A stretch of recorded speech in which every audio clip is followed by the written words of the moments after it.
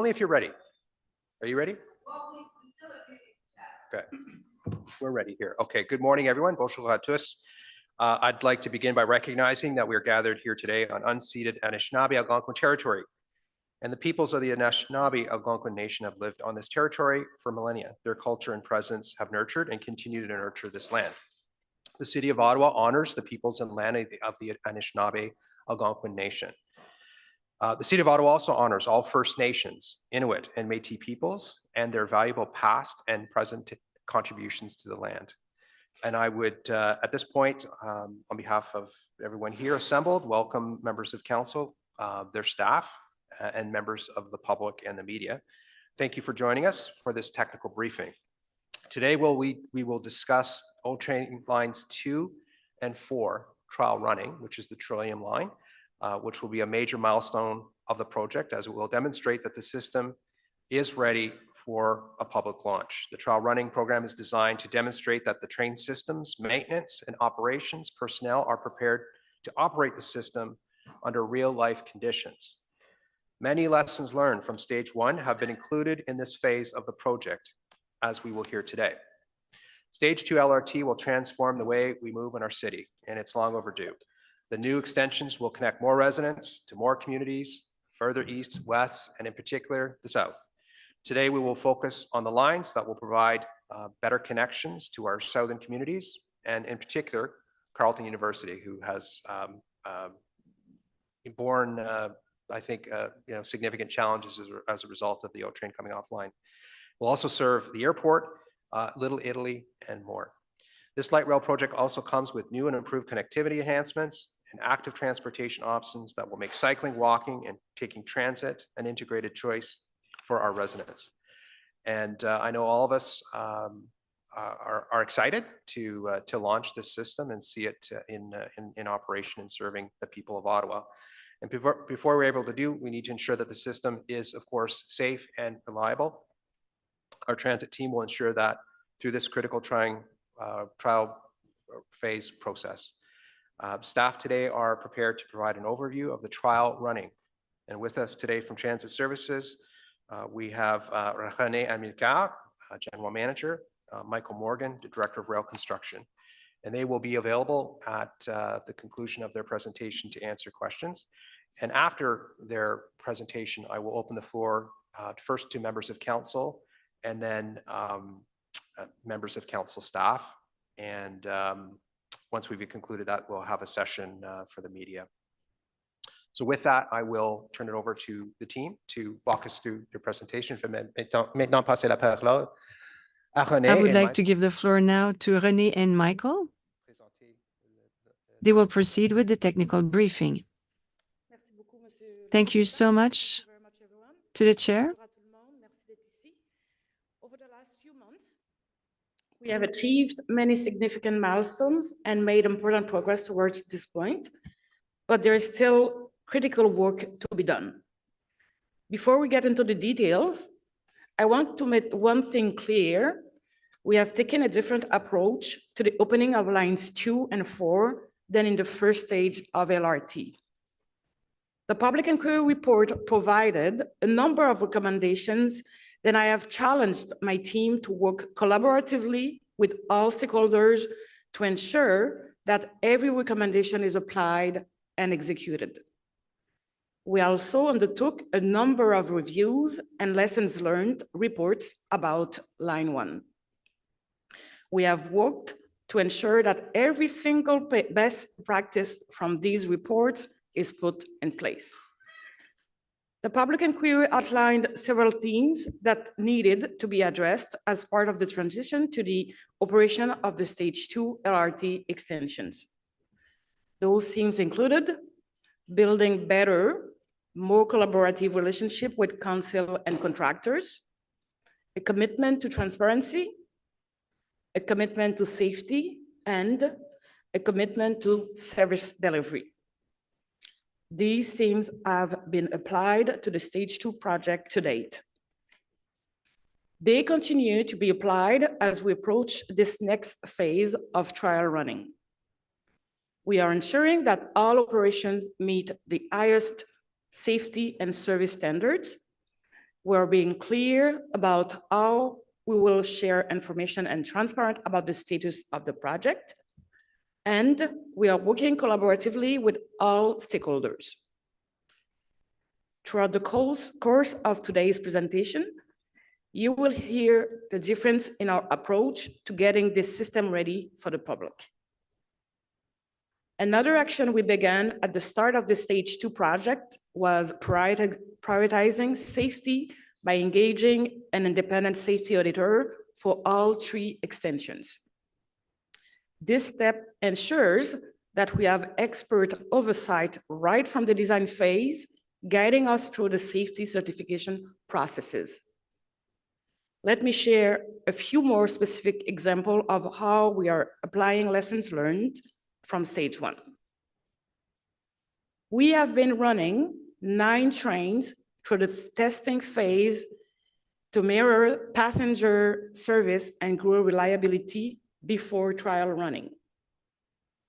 We will be introducing a parallel bus service to help customers adjust to the new rail service once it launches. We are also focusing on pre-trial running activities aimed at system reliability growth.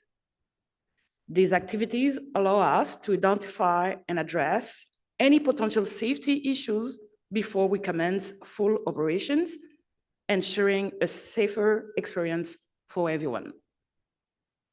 We want to respect the terms of the project agreement as well as the expectations of counselors and transit customers. We will not open the system unless we are confident that it will succeed and that we have completed thorough system testing and training. We continue to make progress and are preparing for trial running. Once trial running begins, we will be monitoring the system's performance, gathering information, and making necessary adjustments. Throughout trial running, we want to ensure that the system is safe and reliable when it opens. This is an essential step in our commitment to providing a transit system that the public can trust. The dates for trial running are not confirmed yet. We're here today to share details of the trial running process, including updates on remaining works, testing and commissioning, and how daily testing results will be communicated to council, media, and the public. Now, I would like to turn this presentation over to Michael. You know Michael very well, and he will walk us through to the details. Please. Merci René, je suis vraiment content d'être ici aujourd'hui. Thank you very much. I'm very happy today to provide you an update on what's going on.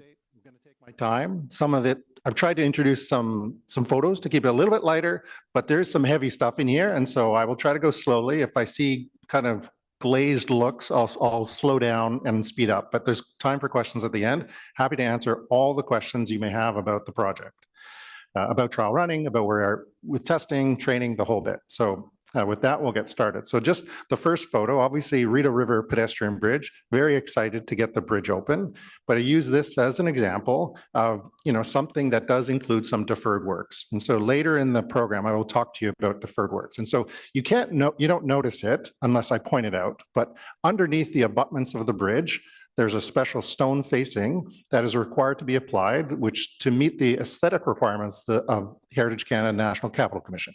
So that's an example of something that doesn't affect the operation of the bridge, but it's something that we've told the contractor, take your time, you can do that later. We've opened the bridge, and so we can continue. So Michael, we're not getting the slides online here. I'm not sure if they're just not cycling through, but we're not seeing them. We'll pause for a second to make sure that the councillors online can see the slides.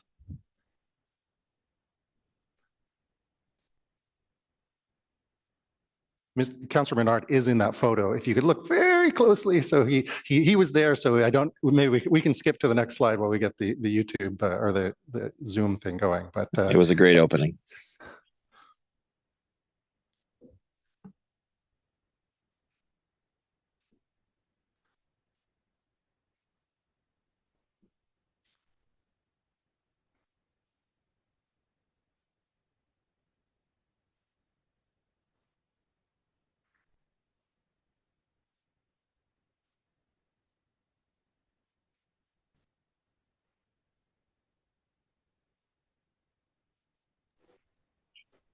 Perfect. Were you- Thanks.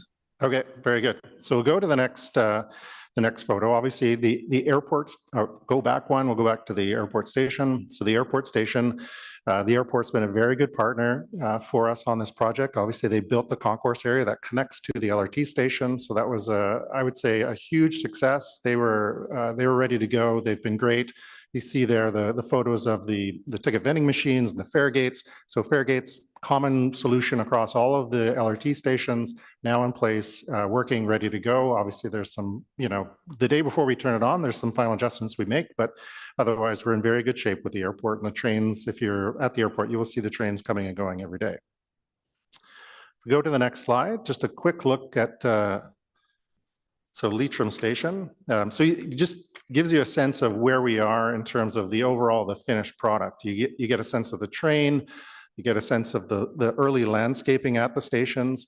We haven't completed the flip yet, but we are planning in the next week or so to move. Right now, the bus stop is out of the picture. We're planning on putting the new bus loop into service in the next week or so. And so the buses will then use that new facility. There's a bus operator building on the right-hand side, which has occupancy. Our operations staff will work out of there. This station actually just received occupancy yesterday, so we're very excited. The elevators at the station are ready to go. Basically, you're looking at nearly a finished product there. There's still part of the park and ride that we need to finish, but there's enough of a parking lot there that it could be usable. And so that would be another example of something we might defer. But you look at that facility, it's a great facility, a great outcome. We're very pleased with the design and the solution there. If we go to the next slide, just a quick look at Corso Italia. So this station's been in a very good state for a while. On the left-hand side, you see a bit of an emergency walkway. That's just an emergency walkway path if we need to do evacuations, but otherwise the landscaping is still kind of being finalized. There's one last pedestrian crossing to be put across Gladstone. We're planning to do that before we open for service, obviously to make that station as accessible as possible.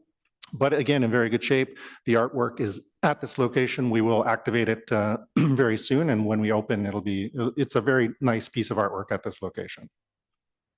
So that's the lighter part of the presentation. So we'll go into the handover piece. And so what we want to talk to you about today is what is trial running? What are the entry requirements to start trial running? We don't want to start trial running prematurely. We've got very good alignment with the contractor on the prerequisites.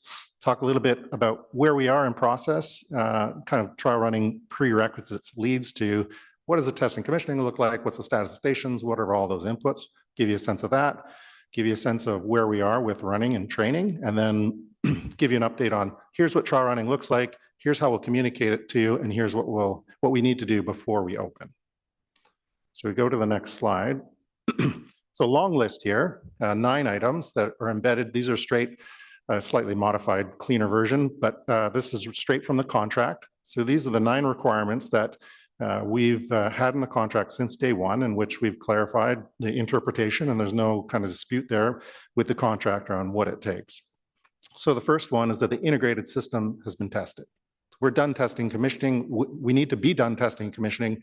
We also need to have all the reports and all the submittals provided in a way that's clean. It's one thing to have a report submitted. It's another to review that report, to see if there's deficiencies, to clean up those deficiencies and do a resubmittal. So we're in that process now. We're down to kind of the final strokes of the last tests. And we are into making sure the process of making sure we're 100% on all these reports and they're clean.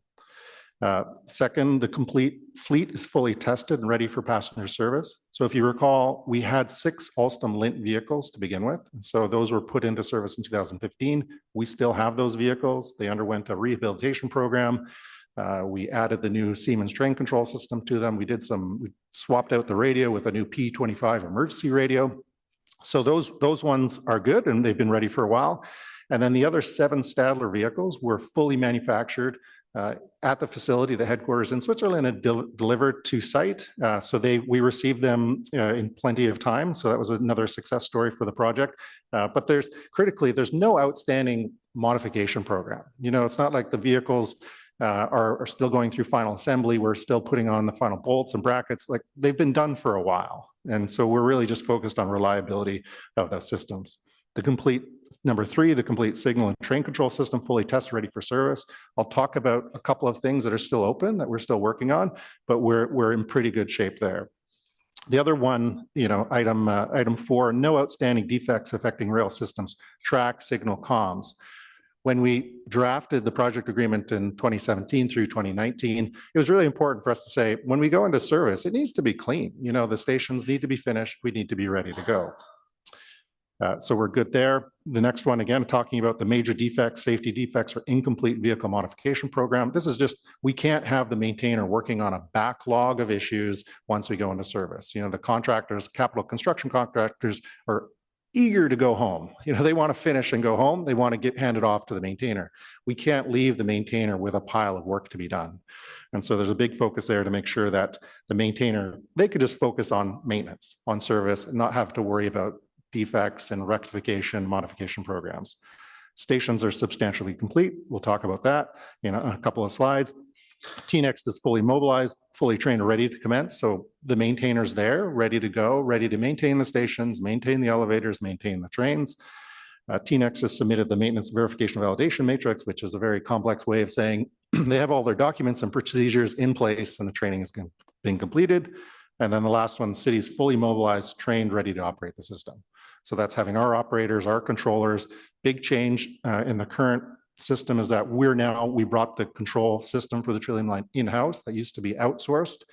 So we brought that in-house, built in new SCADA systems, new tunnel ventilation, new train control. So that's all operated by city staff out of our multimodal control center. So direct access to bus operations, direct access to the special constables unit, all in kind of one room to provide an integrated transit service. So that's a big change, but also I think a big improvement in terms of how we'll be able to manage and operate the service.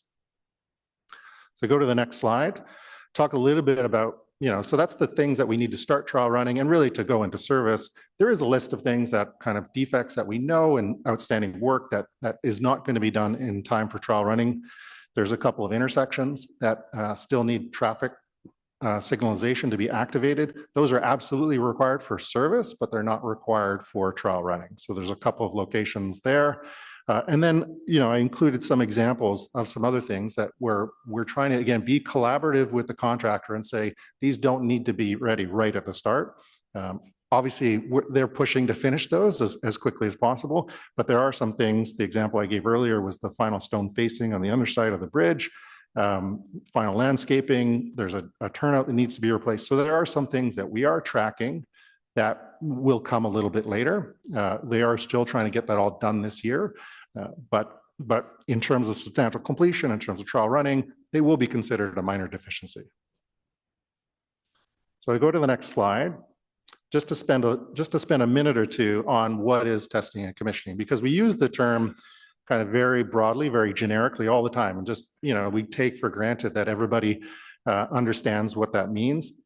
And these linear infrastructure projects are very complex because it is a guideway that we need to build. It is 13 buildings that we need to build. It's a maintenance facility we need to build. So there's a lot of building structures, a lot of utilities that get in the way.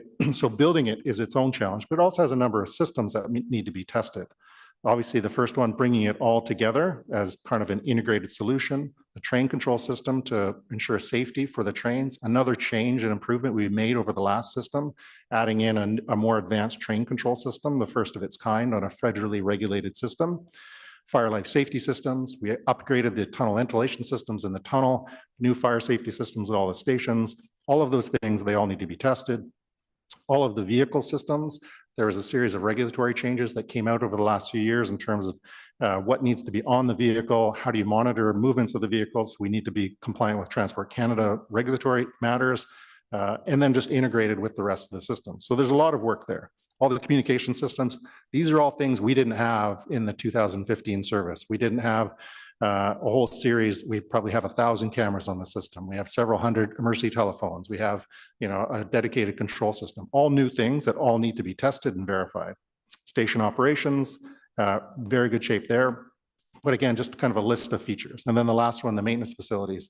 If you recall, the Trillium Line was maintained out of a 1960s freight building at Walkley Yard. We've since built a custom purpose-built facility, including all the latest features, an automatic car wash, a wheel lathe, crane systems, all of the things that you need to maintain a modern fleet. So those are all in place now. So the next slide we'll talk about, so where are we in testing and commissioning? we're really in the final stages of running trains, verifying performance, getting ready to go. There are a couple, say there's 3 challenges there in terms of the train control system. We are seeing some challenges with the data integration to make the countdown messages on the platform work, so not a safety issue, but certainly a customer service feature that we want to be working correctly. There is a schedule. So we are, operations, to their credit, they've come up with some innovative ways of running the train system and we need to update the schedule to match that. So some things that I think will pay dividends in terms of reliability in the future. So very good changes, but we do need to do some work on that. And then Transit Next is providing a performance reporting system, and there's some data integration issues between that system and the train control system. Fire life safety, we're in very good shape. Ottawa Fire Services has been up and down the guideway, checking all the telephones, and the fire telephones are ready to go there. Vehicle systems, we're just in the process of tracking the reliability. So the vehicles are complete, but we're just in the mode of monitoring the performance. Communication systems, largely cleanup of the reports. There's a handful of devices that are offline, but they'll come online over the next few days. Station operations, so we have all of the TSSA approvals for all of the elevators on the system. So the elevators are all approved, so that's good. That's obviously a third-party approval outside of our control, so it's good to have control over that.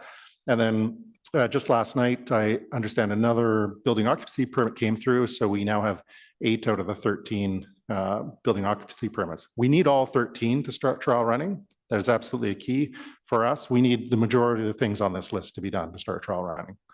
And then the maintenance facilities, some final cleanup and test reports that are being done there. So in very good shape. So in terms of kind of overall issues, it's really monitoring the performance, closing out some final things with train control, wrapping up some final documentation and the building occupancy permits.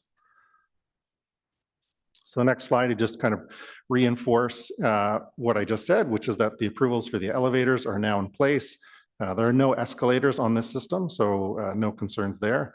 Occupancy permits are in place for the maintenance storage facility, the 2 bus operator buildings. There's 7 stations that are listed there. And then Leitrim is the additional station that came in yesterday. So we are working closely with Building Code Services to make sure we have all those approvals in place.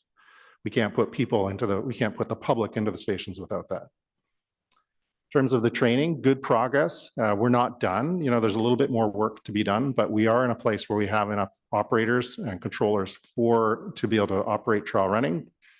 So as we wrap up the final tests and reports over the coming weeks, we will kind of finish up some additional training. Maintenance team is ready to go. Emergency responders, they've done a series of activities and tests and exercises out on the system, including an evacuation last year with a full smoke and maquillage show evacuating a train on the airport elevated guideway. So that was a very impressive activity that was done by the team. So on slide 5, we talk a little bit about, and we'll get into even more technical details in terms of how we manage the system. But I just want to, this is really meant to give you some additional background. What have we been doing with the system? How are we using the operation system to build confidence that we're going to be ready to go when we open? And then I'll just give you some highlights of where we are with some of the technical issues.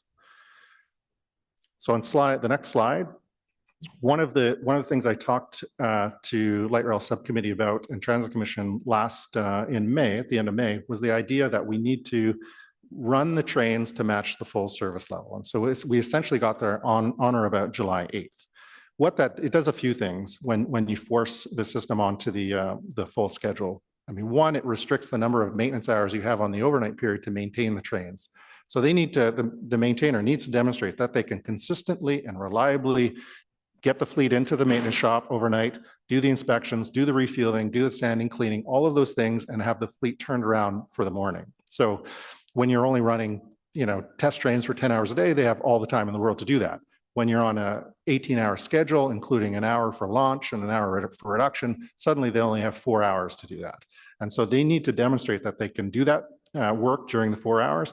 Equally, the operations team need to be on shift and demonstrate that they can cycle through the shifts and that they can run the system. And then throughout that period, we're constantly monitoring for reliability issues, for anything that can come up that could cause us any concern in terms of when we open to the public. Ideally, I think for us, we are in this window of wanting to run that system in a final configuration for 8 to 10 weeks before opening to the public. Now that wraps in trial running, that wraps in substantial completion, but it's that 8 to 10 weeks that gives us the confidence that we've actually demonstrated the service to a level we're happy with. The other thing on the next slide that gives us some comfort is the fact that starting in January, we have, January wasn't up to the 9 trains, but you see quickly in February, we got to 9 trains running every day.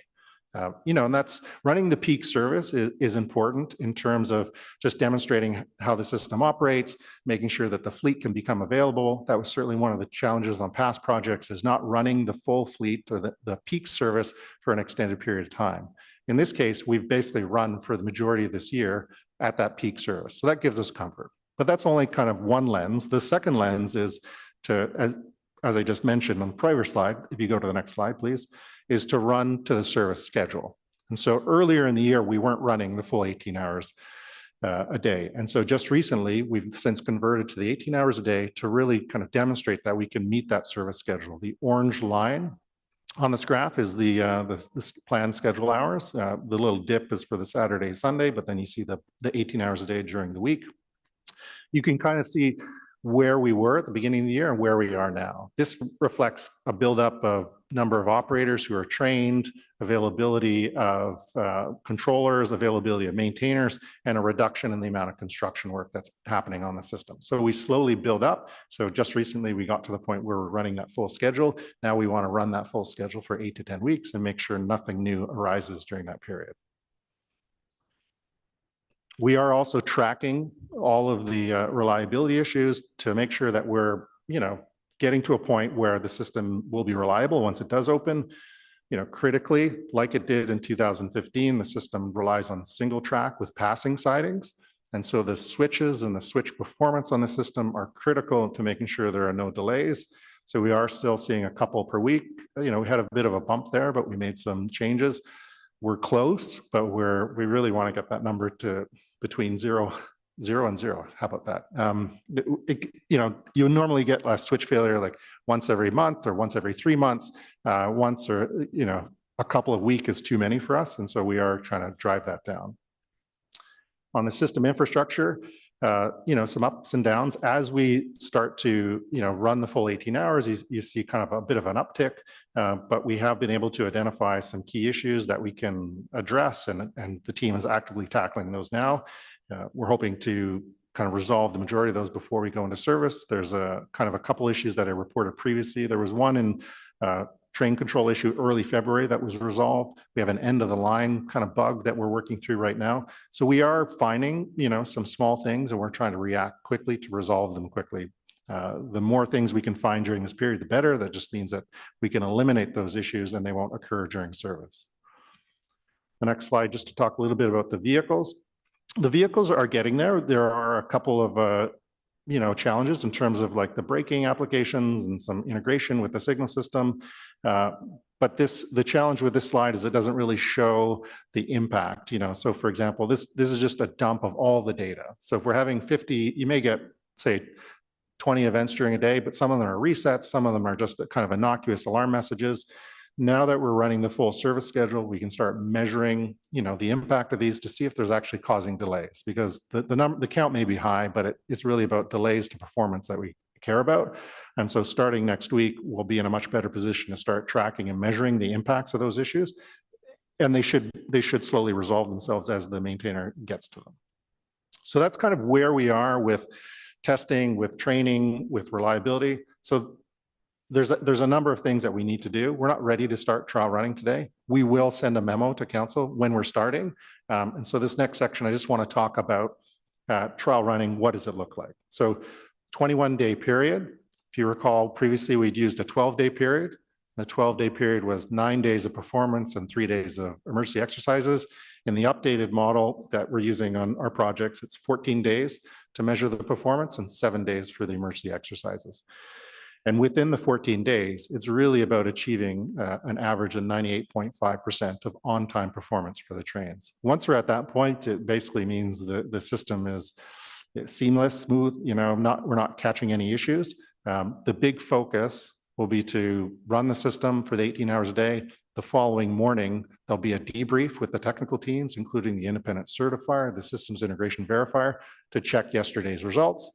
Once we have yesterday's results, we will then publish them, share them with council so that council is absolutely clear on where we are with the performance of the system. So it's really that item A, which is critical for us. Item B is more, is the maintainer responding? Are they there? Are they active in ensuring that the service reliability standard is being achieved? So a big change from the past in terms of having that hard-coded number in the project agreement in full alignment with the contractor on where we are. And the contractor has been very good, totally aligned with us on the idea that we should not start trial running until we're ready. And on past projects, there's been this idea that, you know, from capital construction teams, you start as soon as you can so you can finish as soon as you can. In this case, there's full alignment on we should only start when we're ready and no sooner. So that's a very good place to be with the contractor.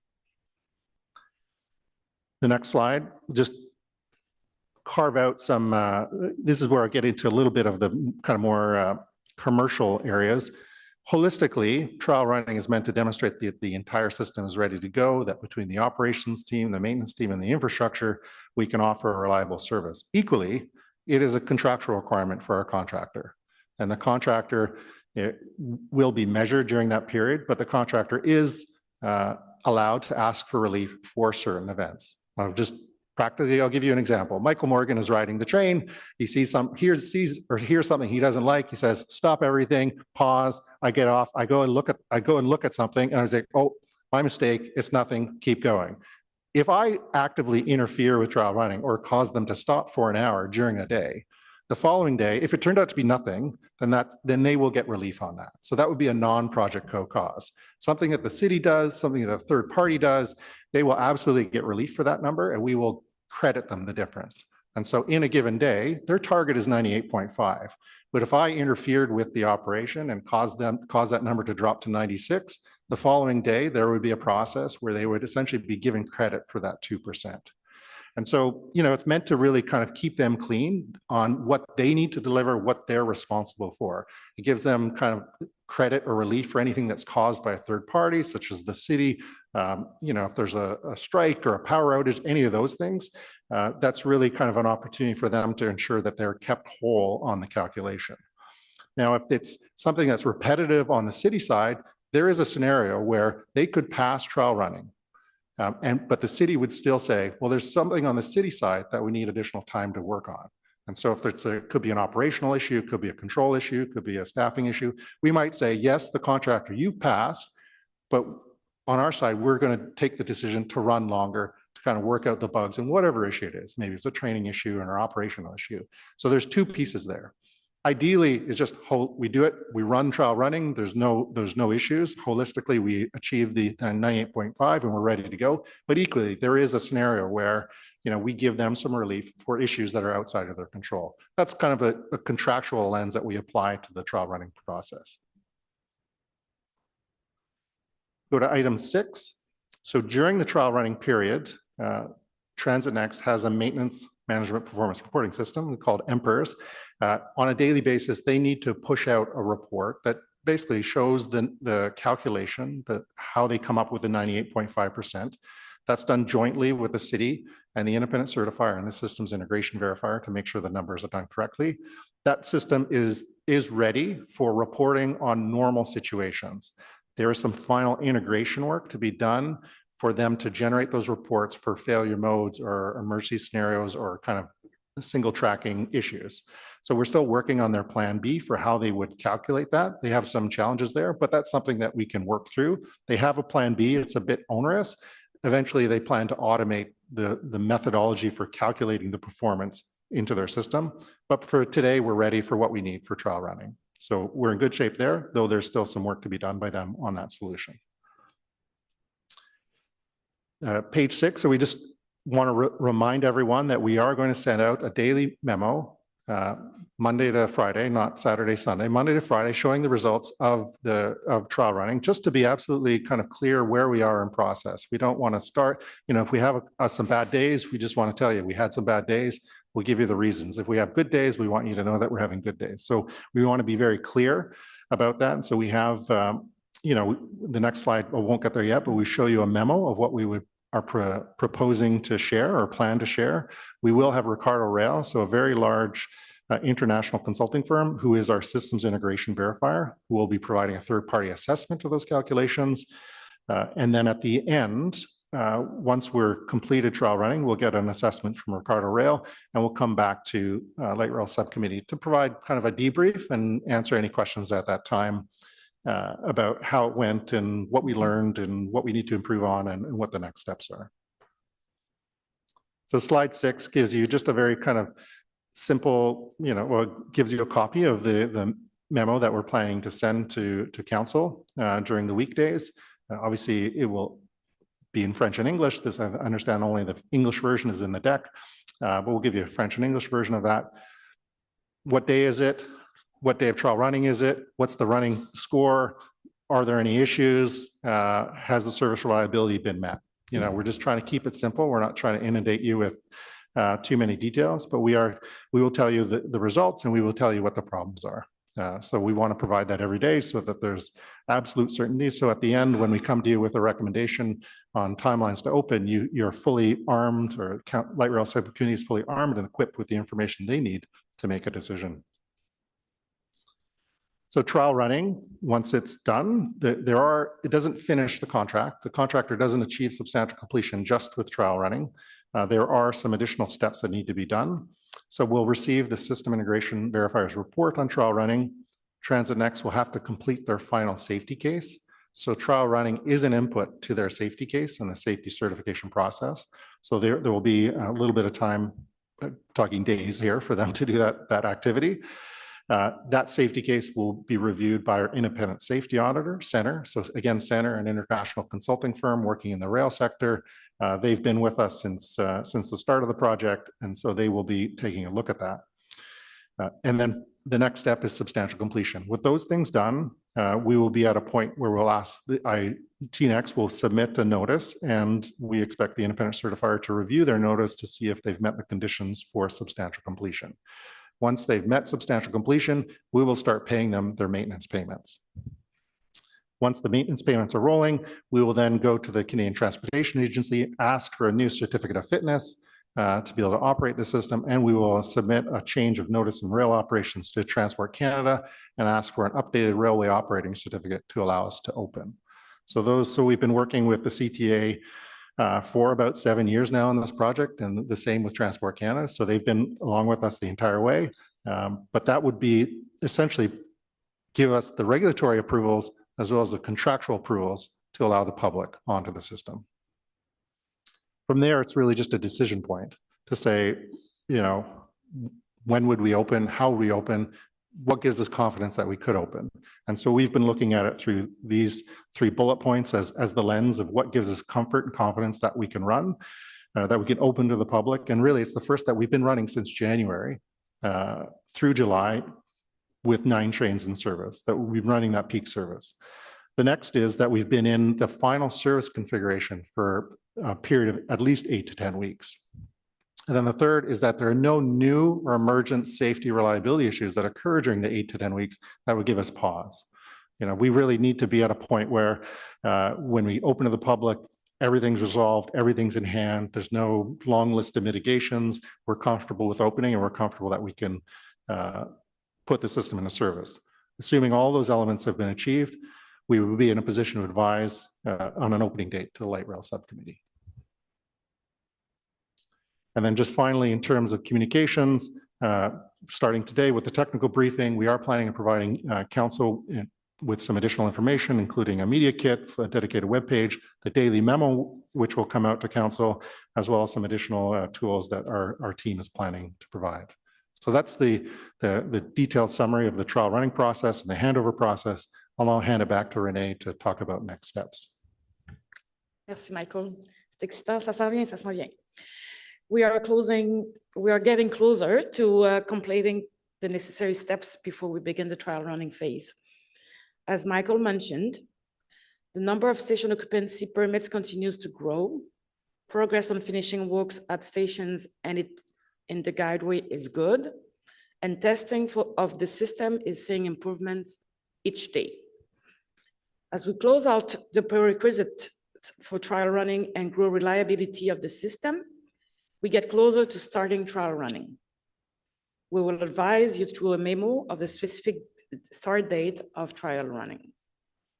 To our trial running activities, we are working diligently to ensure that we are ready for all possible scenarios. This phase is crucial as it allows us to identify and mitigate any issues before launch. Even with all these precautions and planning, we know that there will be challenges that we need to prepare for. We know that the previous trillium line ran well for many years, and we want the new line to be able to ultimately replicate that performance.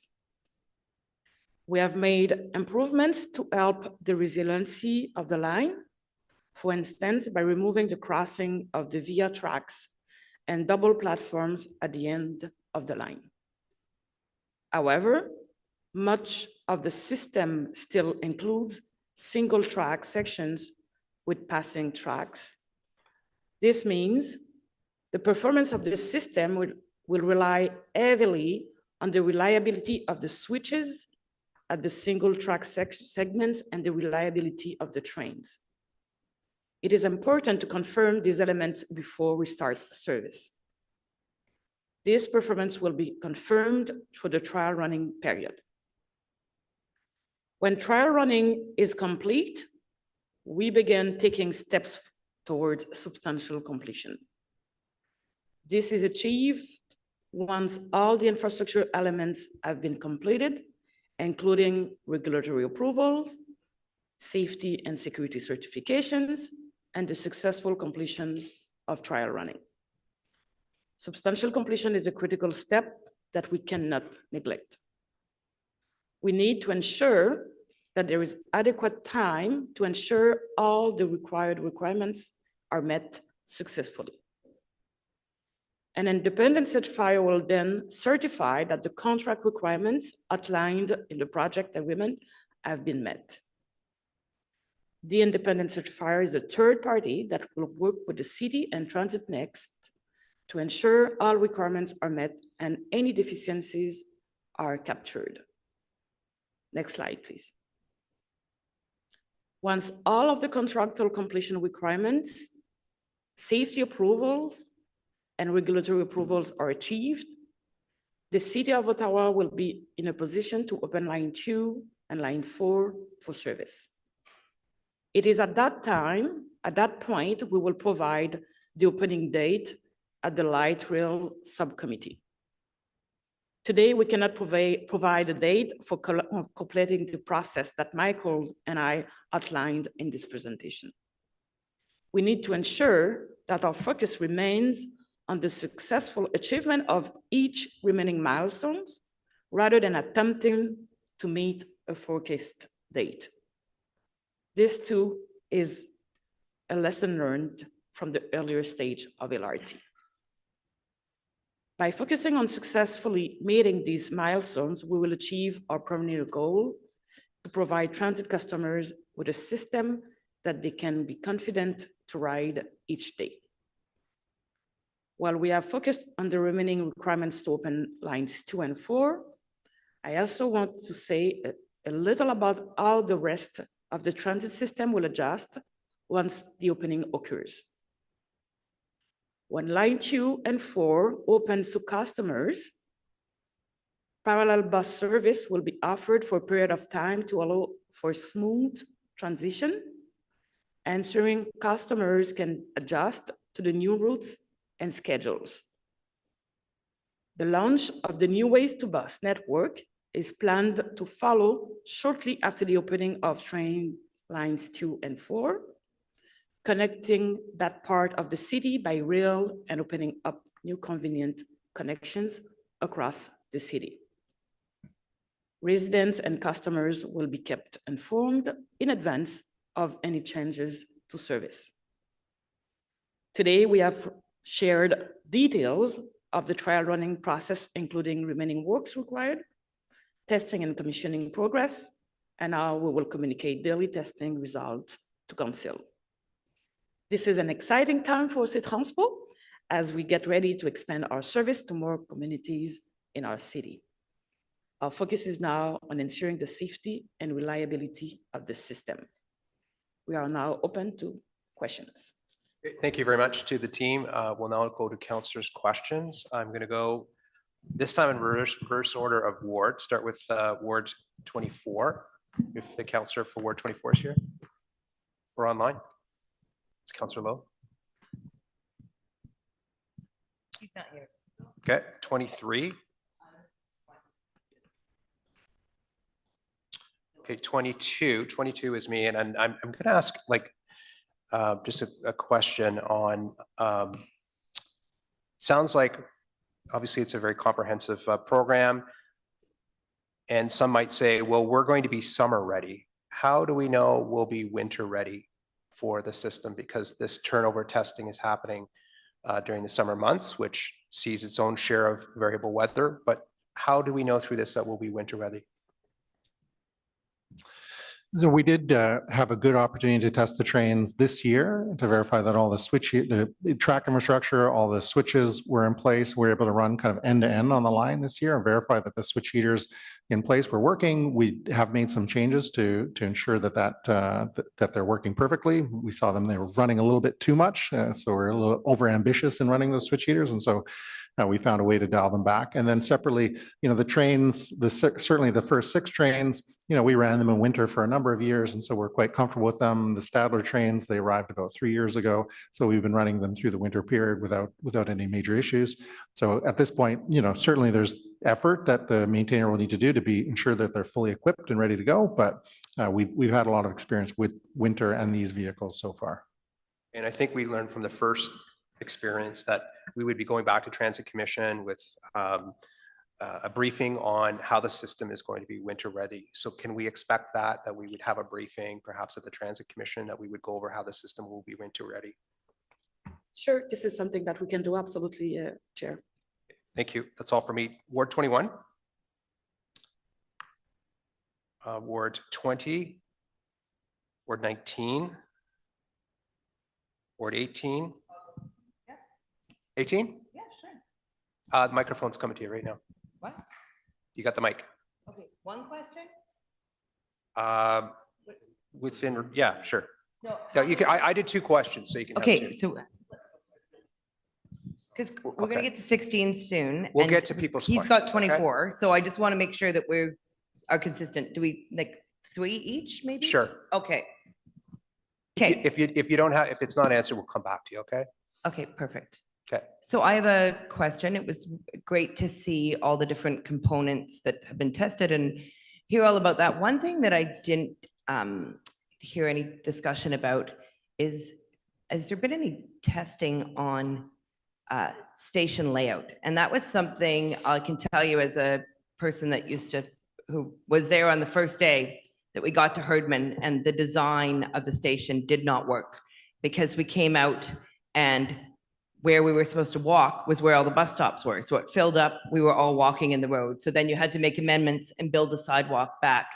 I would wait downtown and there would be people lined up on the stairs because the platforms weren't big enough.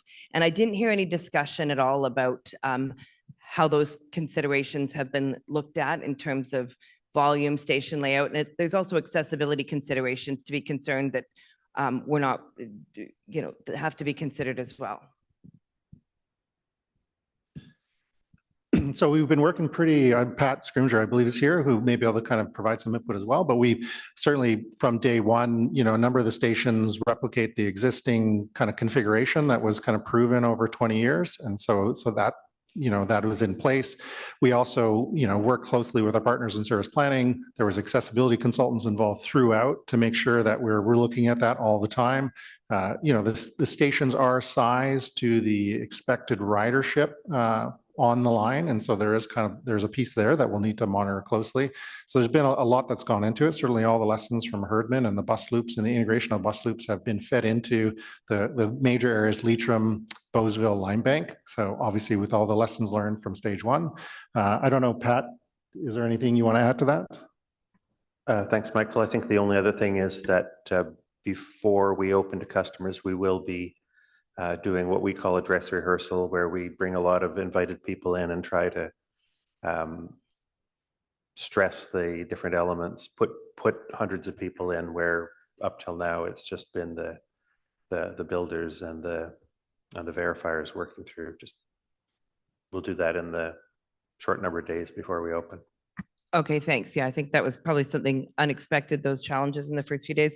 In the very first, one of the very first slides that was shown, it talked a lot about the lessons that had been learned from phase one and the report that came out.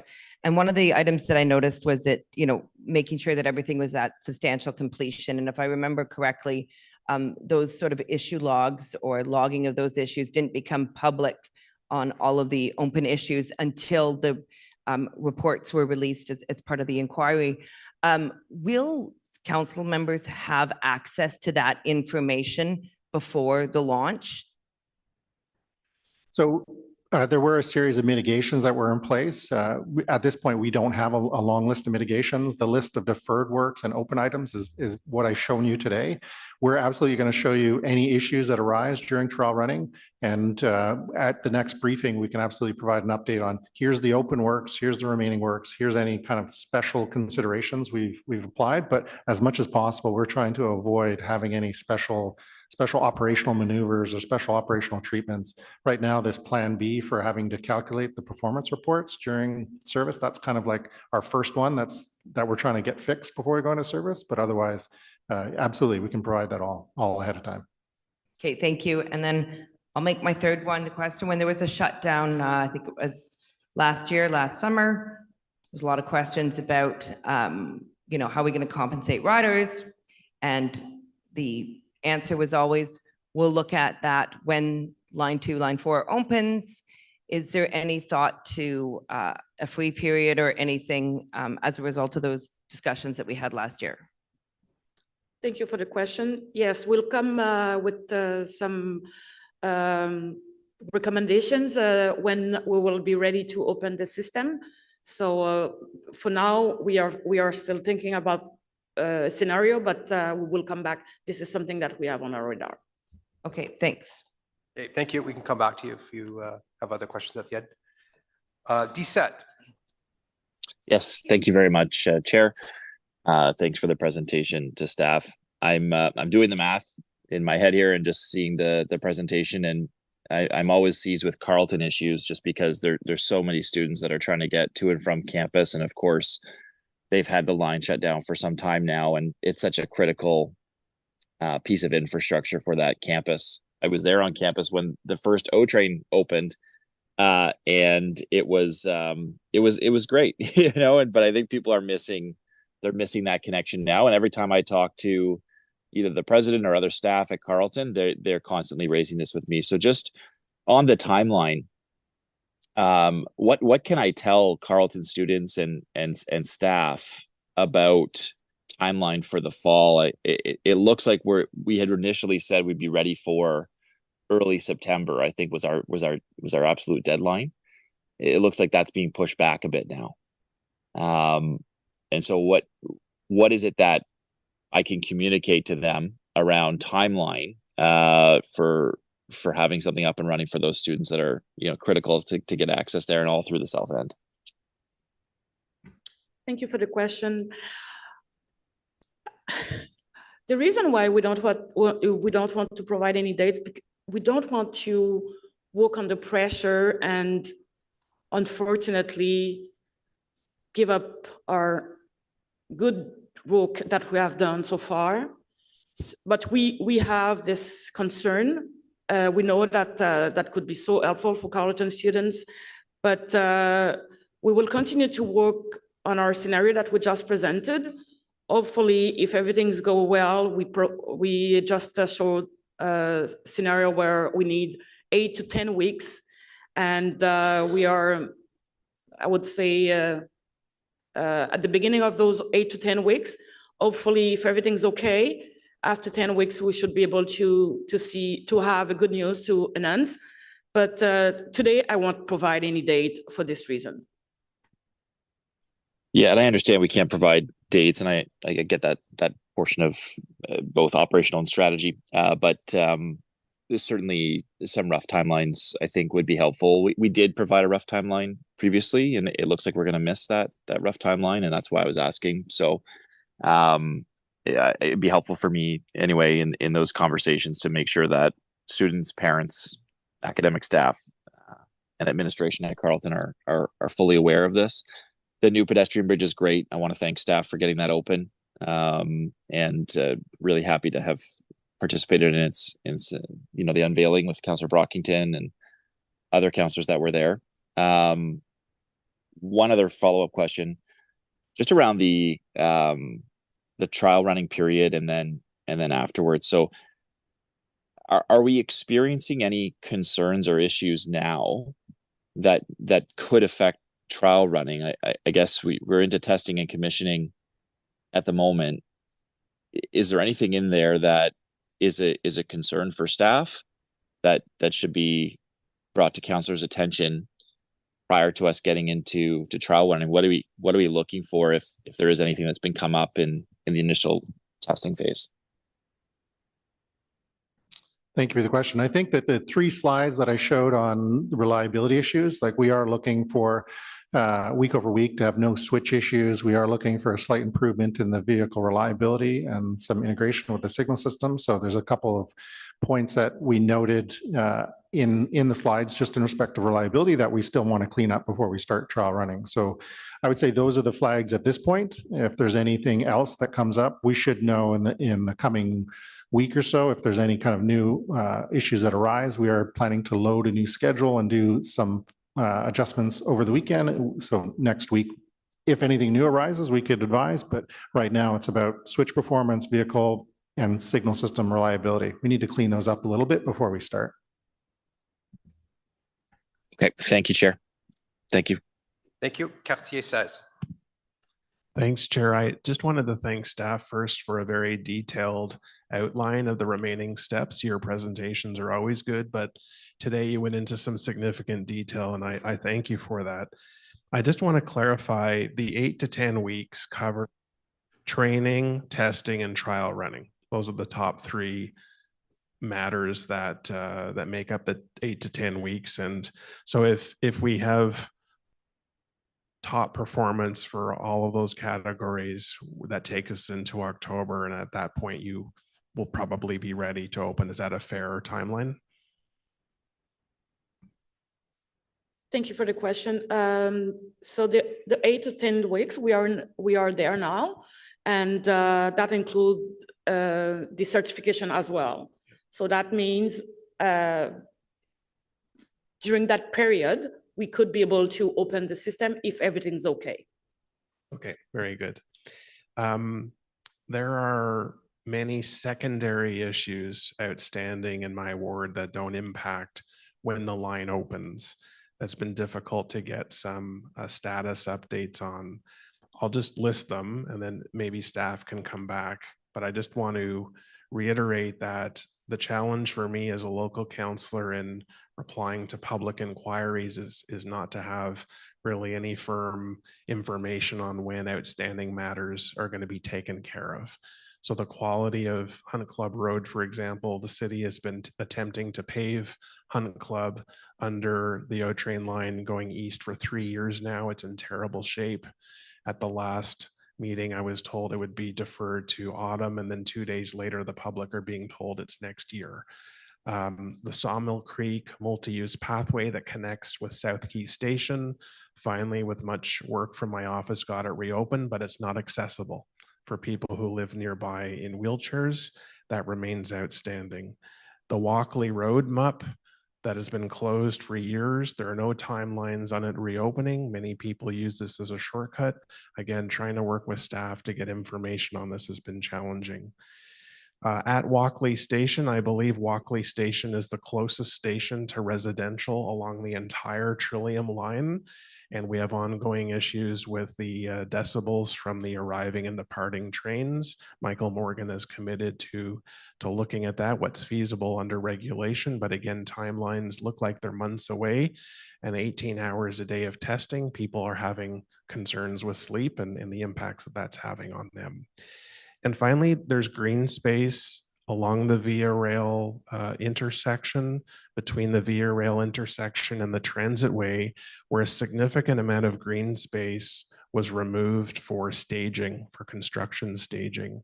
And my understanding from what I've seen from the transit way is that green space is now gravel.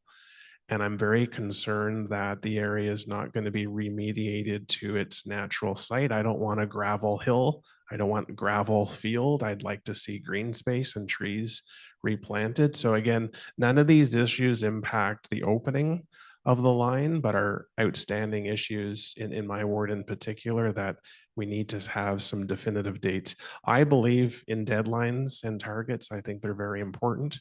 I think it shows that we hold people accountable when they miss them, and it shows that we are not okay with multi-year delays, that having deadlines gives us something to aim towards. But on these other, what I consider secondary issues, they're important in my ward. Thank you for the very detailed update today. Okay, I know you're not going to go through it in detail. I think you wanted to register them and they're registered, the concerns. Do you want to say something? Yeah, we're actively working on all of them. In terms of, I would just say the last one, the green space, the contractor has focused on the landscaping activities at the stations. And so they're just about finished that work. And so then there is a big package of work for them to go back to all the other areas, hand back lands, do additional plantings. They still have, in discussion with them this week, probably 2 to 3 months at least worth of work of landscaping and remediation work. So they are targeting to wrap up this year. They don't want to go into next construction season if they can avoid it. And so that's what their target is. Merci. Quartier 15? Is it Ward 15? Yes, it is. Which number? Yes, it's Ward 15. Thank you very much, obviously, for a very comprehensive brief. The first question I have is the Corso Italia pedestrian crossing facility.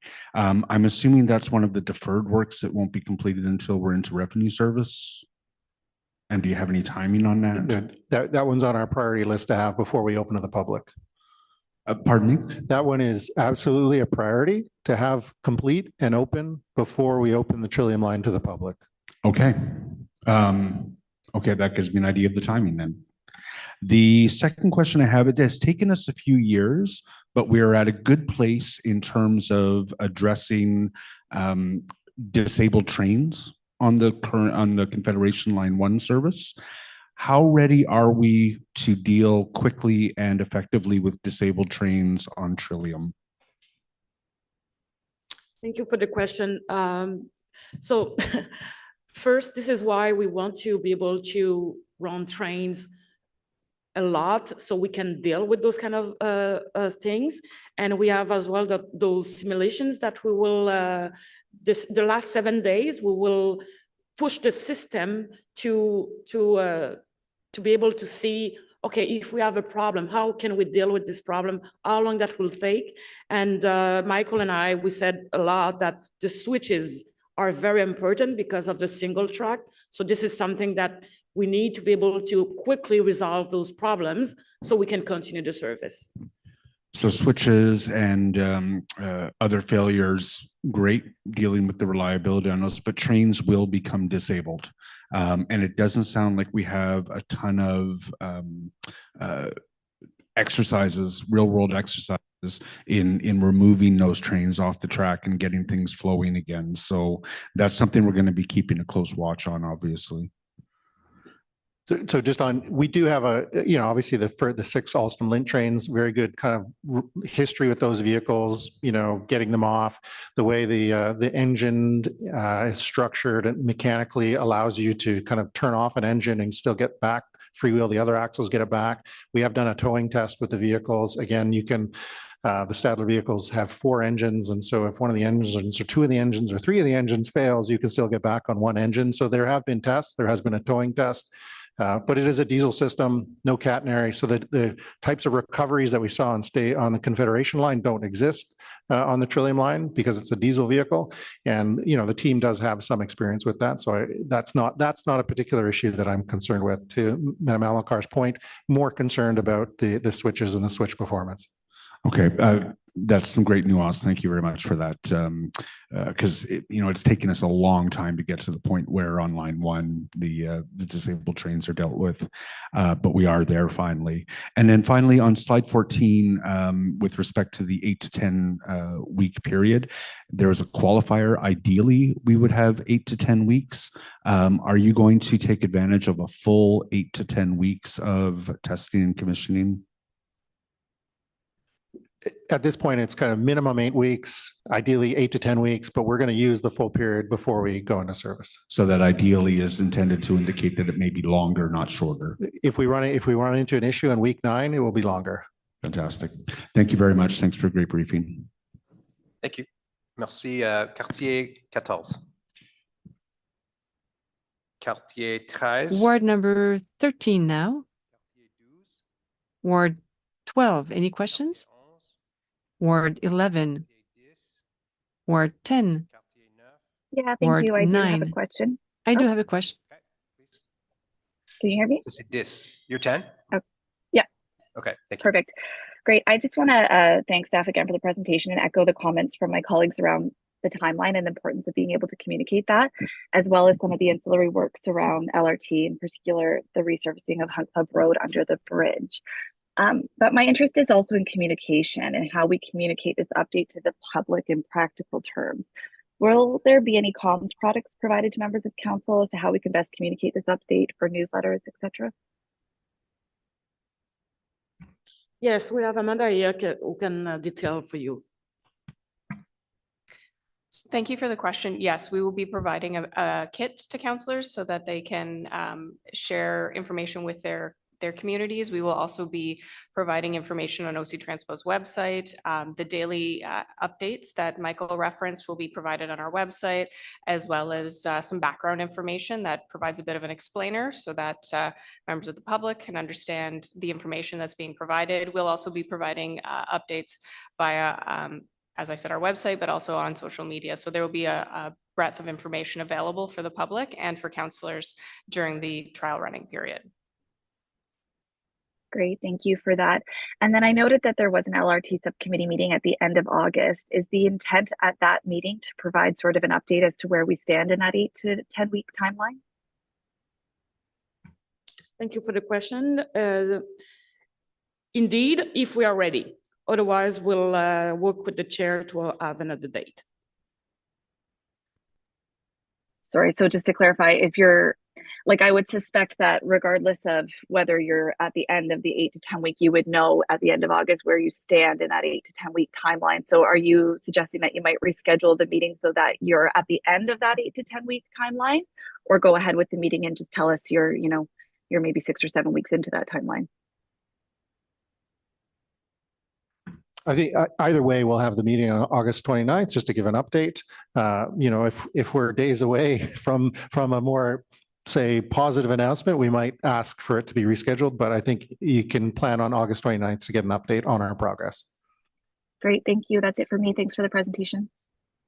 Thank you. Ward 9. Ward 8. Ward 7. Ward 6. Yes, I'm here. Oh, I'm 7. Yeah, hi. Please. Thank you very much. Really appreciate this update. And frankly, I don't have a lot of questions. The focus is on stage 2 in Bay Ward. And I'm looking forward to seeing this line going ahead. I know everybody wants a date and we're not going to get it out of you, so we won't go there. But I think it is important that we're doing this very thoroughly, and I appreciate the presentation. It's been a rough ride for stage 2 for residents, and I'm hoping this is going to be a piece of good news when they see that Trillium line working. I think it's going to give some optimism, and I just wanted to let you know that that's what my message is to people as we move forward, is that we've got something happening here, and that's going to help a lot because they're still going through construction detours, et cetera. And so it's going to be a big help that something happened and it's moving forward. So I just wanted to say that and thank you for the presentation. Thank you. Ward 6. Thank you. Michael, early on, you mentioned there was some innovative work done to achieve some schedule optimizations. Can you explain what that was? Sure. So in the original thought process or design for the train movements, the train from the airport was going to arrive at South Quay's northbound platform. It was going to move into a pocket track, and it was going to reverse into the southbound platform before heading back to the airport. Operations, through their experience, they've recommended, and we're taking the recommendation that the airport train can move directly into the South Quay's southbound platform. So by moving directly into the South Quay's platform, you avoid 3 or 4 switch movements every 6 minutes for all of time. So that's a huge savings. That's a huge opportunity to improve the reliability, to ensure the reliability of the service. And so it's a great find, I would say, that came from the operations team. And so we're in the process of just formalizing the schedule to include that. But I think it's absolutely a fantastic outcome that they brought forward. Does that mean a shorter trip then? Or No, not a shorter trip. It just means that a more reliable trip. Okay, thank you. Ward 5. Ward 6. Sorry, 4. Yeah. Thank you very much for this briefing. One of the things I noted on the slide was that there was a regulatory approval section. And I'm just wondering if that timing is anything that we need to be thinking about, or has it been contemplated? So we've been working closely with Transport Canada. There's a whole series of submittals that we've done over the years. The Stadler trains had to be approved. The signal system had to be approved. New safety management system, new security management system. So all of those things have already been done. And we're really where we're getting to is the final step where we need to go back to Transport Canada and say, we're ready. We have all our ducks in a row and request approval for an updated operating certificate. They've been very good. They've said that will come within days of us making that request. And so at this point, we have no concern. Oh, that's wonderful to hear. And then on behalf of Canada North, when is the train coming to Canada? I asked that in jest, but I honestly, one of the things that was repeatedly told to us when we know that stage 3 depends on 50% federal funding, 50% provincial funding. But it was told to me many times that what it also entails is that the city comes to the federal government to say, we are ready. And obviously I don't think we would be ready for stage 3 until we're finished stage 2. And now we're getting closer and closer to be saying we finished stage 2. So can we expect as councillors any kind of report, recommendations or updates on when we would start looking at stage 3 or what we might do next? BRT is not LRT. One starts with a B and one starts with an L.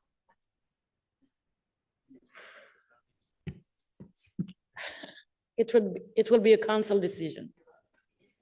That would be a council decision. Okay, wow, that's very exciting. Okay, thank you very much. Ward 2. And Stittsville. And Ward 1. Oh, 2 is here? I'm not Ward 1, but if I could go there, Ward 3. Oh, I skipped you. Sorry, Councillor Hill. Ward 3. That's all. Apologies.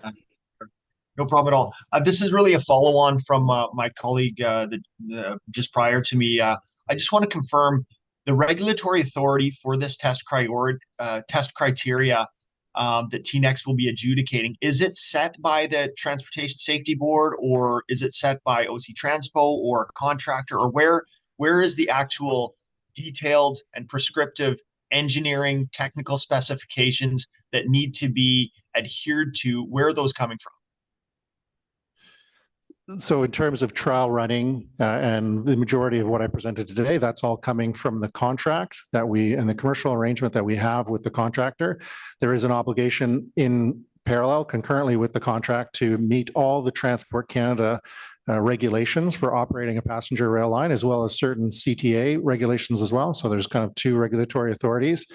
Primary regulatory authority is Transport Canada, and Transport Canada has been involved. They've been to the site, they've seen the trains, they've walked the track.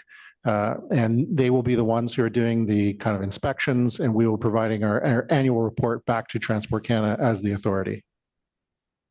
Okay, thank you very much, and congratulations on reaching this milestone. So thank you, and well done to everybody that was involved. Okay, thank you. I don't think there was anyone for Ward 2. Ward 1. And then we'll go back to previous wards. So Councillor Leeper is. Thanks. So where are we? I think I heard you say that we are into the 8 to 10 week testing and commissioning phase. Where? How far into that are we? I think on the slide I indicated we started on July 8th. July. Okay. Thank you. I missed that.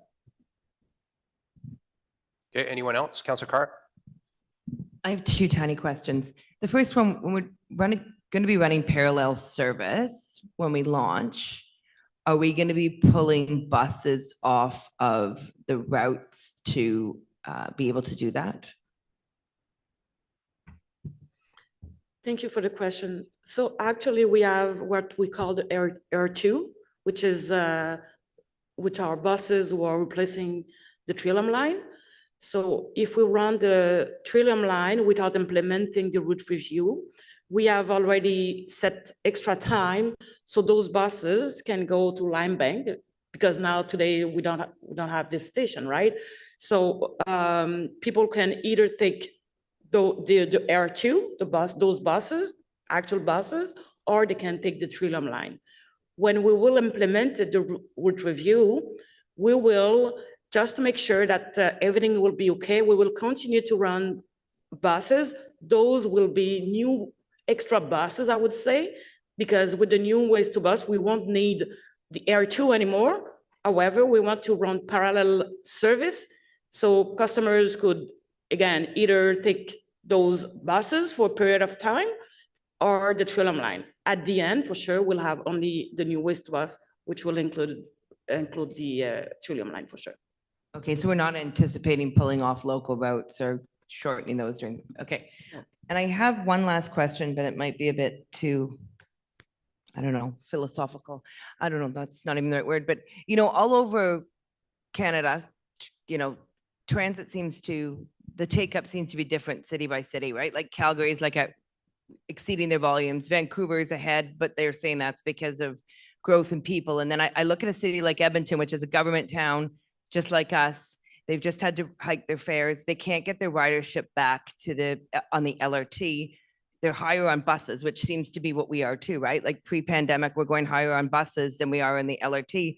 Do we have any projections on what we think this line will bring and the impact it will have on ridership? I mean, I know there's tons of factors. The month that we're starting in, return for the federal public servants, university going back in, but has there been any projections done on what this could do to our service? Pat, can you take that one, please? Yes, Councillor, there were projections done that were part of the business case for council approval of this project. Those projections, though, were all pre-pandemic. So where we are now is that we know that the new line will improve reliability, improve frequency, and therefore opportunity, give more opportunities to travel, that it will be a more comfortable ride, that it will just be back, for the north part of the line the way it was before the construction project started, and for the new parts of the line, the same kind of service quality. So we know that there will be a good service that can attract people to transit if they are traveling. What we can't know specifically to the areas that this line serves yet is which of those people are traveling and which of those people are working from home and don't need to travel, whether it's by one mode or another. We are certainly optimistic that when people from these areas are traveling, that they will choose transit. And we're also optimistic that the greatly improved quality of that transit will induce more people to make trips. But if they're working from home, they're working from home, and won't be, they won't be there for us to attract if those are just days that they're not going downtown.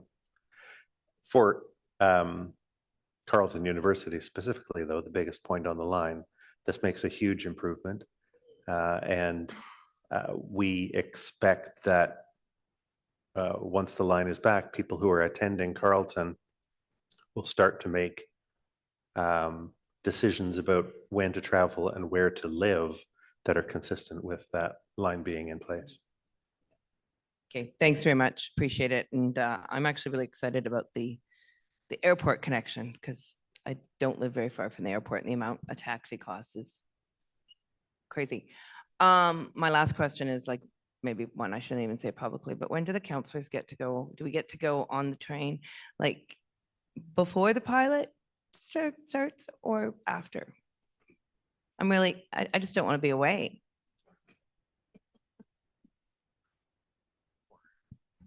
You can call me.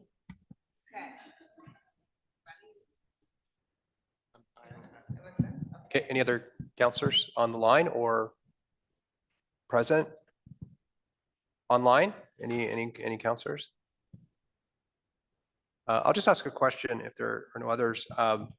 Throughout the last 2 years, I mean, we've heard this and our LRT systems are complex projects. That's usually part of your answers in terms of the challenges we're seeing and the progress that we're making. And when you do the presentation, you see essentially a checklist, a Midas checklist of things that need to be satisfied so that we can take over the system and be assured that we're going to have a high level of reliability. Can you just describe that checklist? How many things are on the checklist? And it's not just 7 things. It's probably hundreds of things, if not thousands of things that need to come together to be working all in harmony so that we have a safe and reliable system. So can you just talk about that checklist? I think it looks almost oversimplified when we see it on a screen like that in the presentation.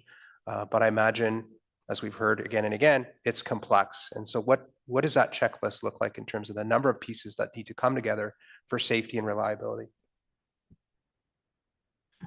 So it's a checklist of checklists. There's probably, 4,000 to 5,000 test procedures that are done in the field, just building up the, the infrastructure, so that's, several thousand, checklists themselves that have multiple items on the list. Then that kind of wraps up. We start doing site acceptance, or actually even before site acceptance, post-installation checkout tests. There's, thousands of those. Those wrap up to site acceptance tests. There's, say, hundreds of those. Those culminate in site system integration tests. There's about 185 of those, and that wraps up into is followed by a 3-week trial running period where, again, there's a series of checklists for that period where we're verifying.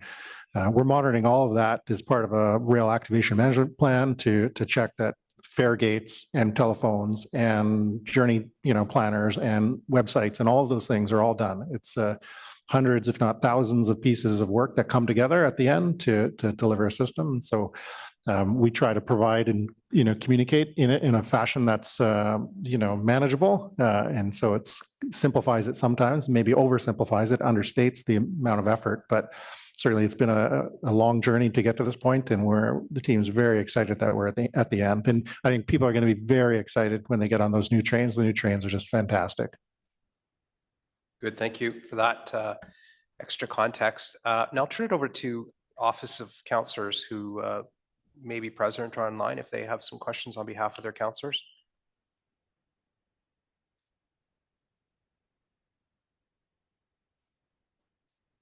Okay, not hearing any, but I'm sure the councillors will follow up as they usually do. So with that, we'll conclude the councillor question and answer period. I want to thank colleagues for their attention today and their participation and their engagement, which I know will continue in the days and weeks and months to come. And still considerable work to be done, but I hope people found this briefing to be of use and helpful in terms of where we're at with the project. So with that, we'll take a 10-minute pause to give staff the opportunity to switch this around for the media Q&A. So thank you again. Merci pour votre participation aujourd'hui. Thank you so much for your engagement today.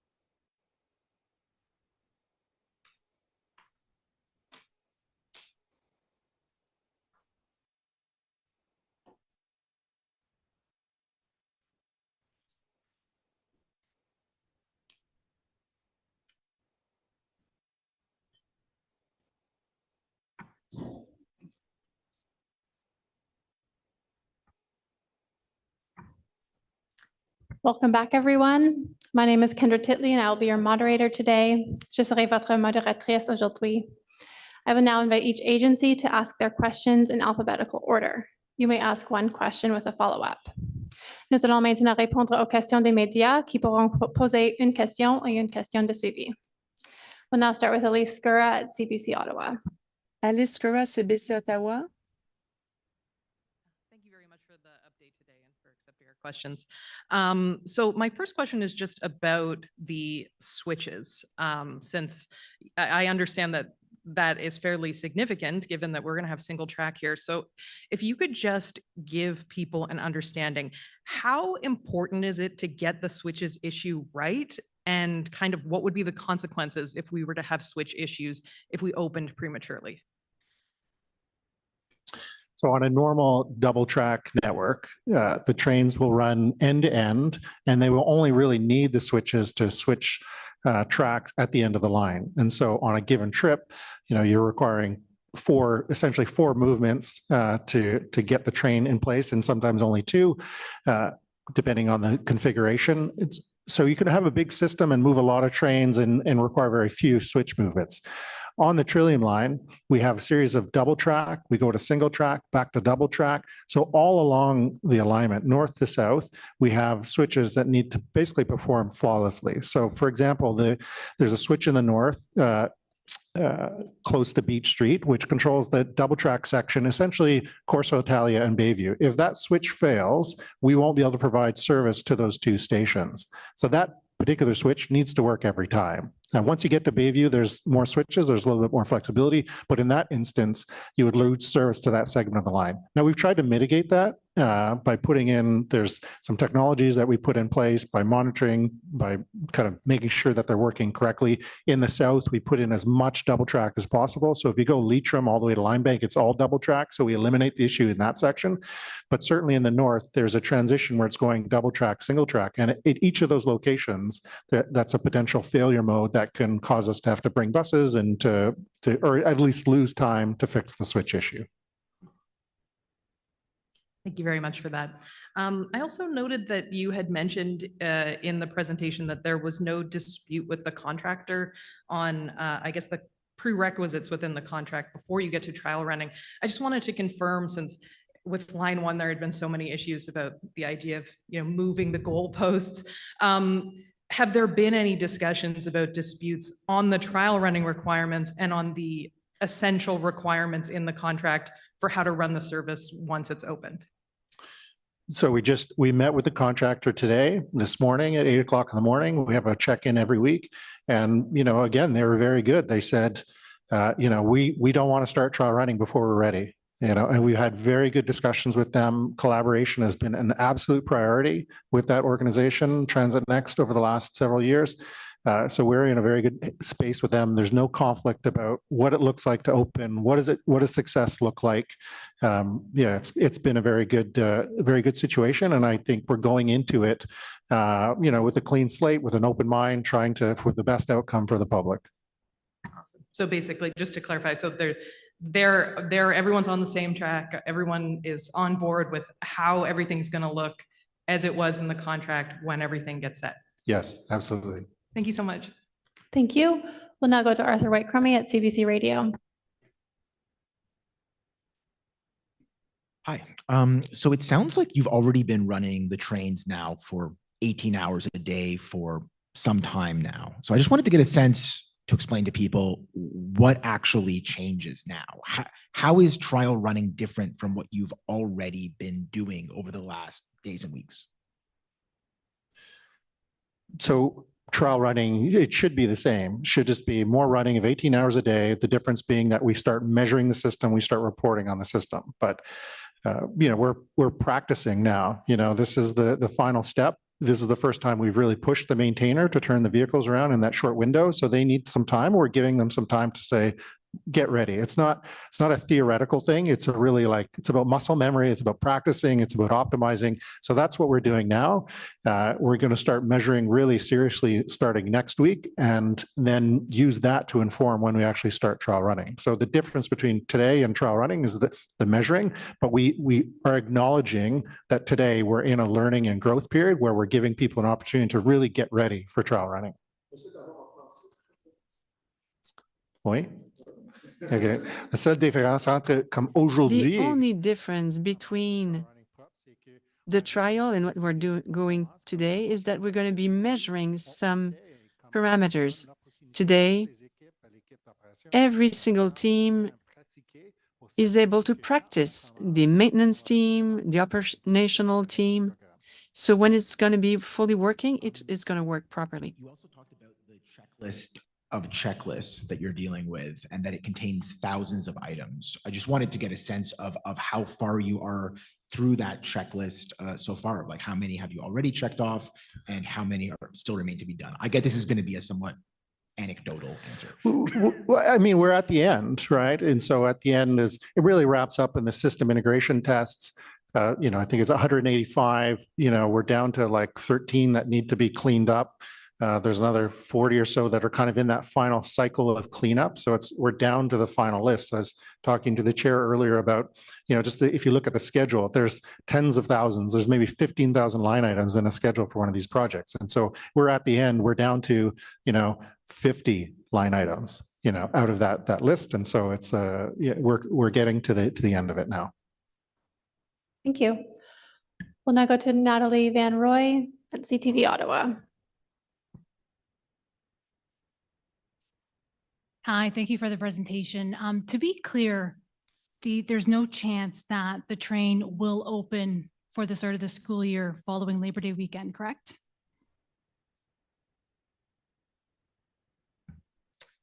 To be clear, we need 8 to 10 weeks to be able to do what we want to do. And then if everything is okay, we will be able to give a date. We'll present to the subcommittee LRT results, and then we'll provide a date. Okay, and what message do you have for Carleton students, some who chose to live in a certain area to have access to public transportation, and they may be 2 years into their degree now, and they still don't have that access? They're living in a cost of living crisis, and they may not afford a car, parking, and they rely on transit. What message do you have for those thousands of students? Thank you. I understand their frustration. However, I think the good thing that I can commit today is we want to give them a very good service. We want to be able to say that when the system is opened, it's because we are ready. We don't want to work under pressure. We have learned, as we have said many times. So we want to be able to make sure that everything is okay to be able to open the system. Then they will be proud of that and they will be on time at their school, etc.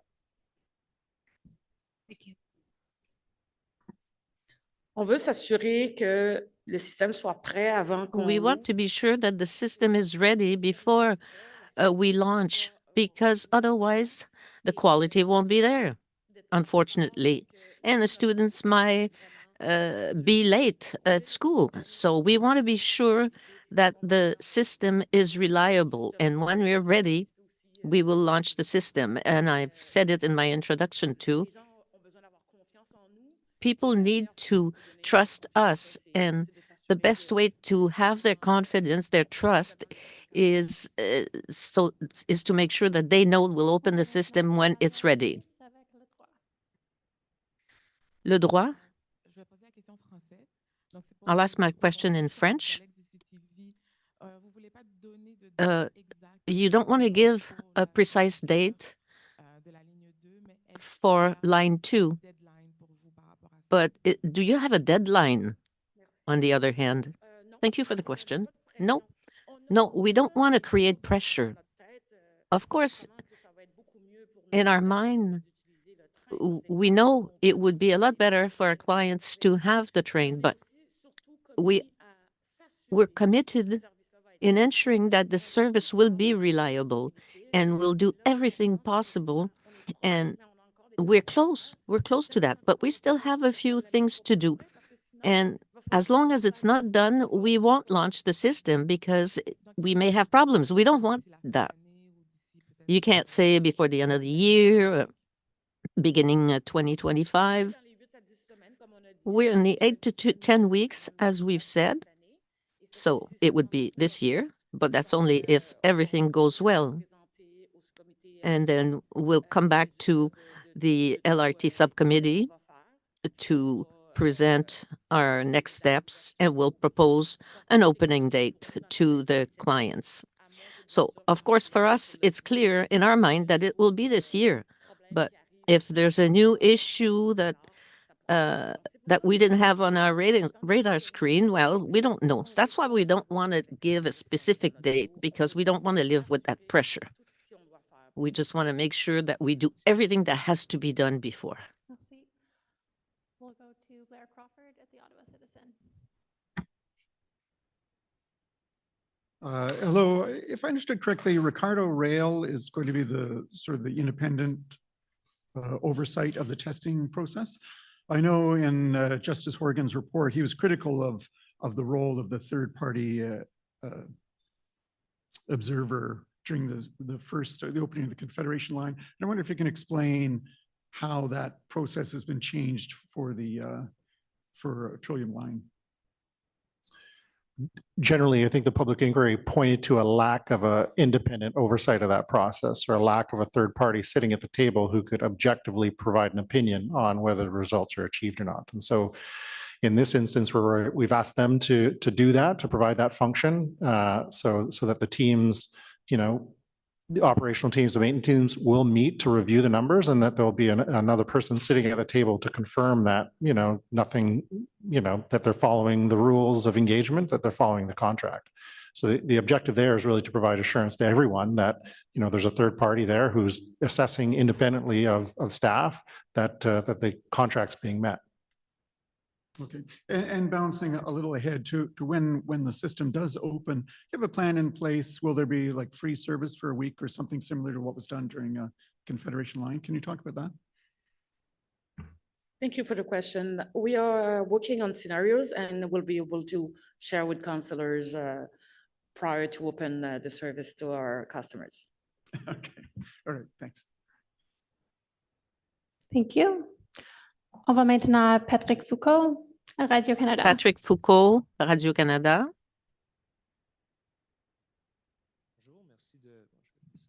Good morning. Thank you for allowing me to ask a question. With all the issues we have since the beginning of the light rail, if you had a resident in front of you, what would you say to prove that the reliability has been thoroughly tested? What did you do to make sure that the train would run? Thank you. Well, first of all, we learned from our past experience. That's obvious. The people we work with are very competent. They were before, but there were undue pressure on us, and we were kind of in a rush to provide the service. This is not the case today, which doesn't mean that we don't want to open, because there's a cost to all this, but we want to make sure that the system is reliable. And that's why we don't want to give a specific date, because we don't like that pressure. If we give a date, unconsciously, maybe we'll have to turn in circle, and we don't want to do that. We need to be sure that the system is ready. Like Michael said, the system will be rolling now, as it should be offered to the clients after several weeks of testing. And as I said also, we'll have to live with upcoming issues, but at least we will be in a position to settle that. In English, you talked about the transition from buses. Can you explain how this transition will happen with the Trillium Line? Thank you for the question. Well, when we have the green light for the system completion and that we have all certifications required, we will be ready to open up the service. So first, we will open the train service. And right now, we have a bus service for our users. So we've already planned that on 2 lines, we will add times so that the bus can go to Limebank, for instance, in Bayview. So this way, we will continue to have a parallel bus service to cover the Trillium line. They're not new buses, but because they're already offering the service. And maybe 3 or 4 weeks later, we'll decide to we'll review our network, and we will make sure that we offer a parallel bus service still, just to be sure that the system is still running on a trial basis, and only after we are confident that we can say, okay, we don't need the parallel bus system, we'll just rely on the train. We'll now go to Elaine McGregor, Centertown Buzz. Pardon me. I have a question about the new ways to bus and what's happening that will be coming in at the same time as when L2 and L4 are coming apart. And I wanted to know what OC Transpo was doing to improve the reliability of routes going through Centertown, like the 7, the 11, 14, which are constantly bunching up, which are constantly not showing up on time. That was one of the things that was supposed to be fixed in New Ways to Bus, and I'm not seeing anything that's actually being done to do that. And I was wondering what you're actually doing in the next month or so to fix this problem for the change in the bus routes. Thank you for the question. We have put in place action plans to be able to address situations that impact the reliability of the system. So we know that we have been hiring bus drivers. We are working on the maintenance department, and the New Ways to Bus is one of these items as well that we wanted to put in place to increase the reliability of the system. So when we will implement the New Ways to Bus after running few weeks the Trillium line alone, so this is where we will be able to see how the system will be improved by this New Ways to Bus. But we know as well that we will need to continue to work on hiring more bus drivers, because we will lose some of them on attrition, and we will need to continue to work on our maintenance action plan. So it's multiple things, but what I have said to the Transit Commission is we want to be able to deliver 99.5% of our service per day.